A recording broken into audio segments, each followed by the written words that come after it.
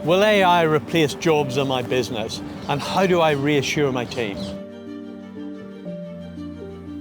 Through the ages, every new piece of technology has improved productivity. That means we're able to produce more for the same resource, or perhaps even less resource. AI is no different.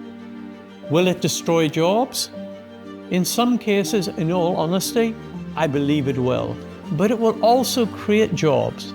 So for example, when the internet arrived, a host of new jobs were created, like web developers, like online retailers, and all of the rest.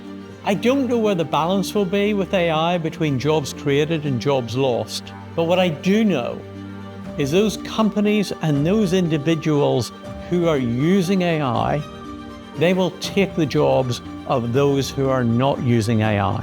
This thing is moving fast. You cannot afford to wait. Otherwise, the competition will beat you. To find out more about the impact of AI, apply to join our Directors Briefing held at the London School of Economics. You can find out more on the Directors Briefing page of our website.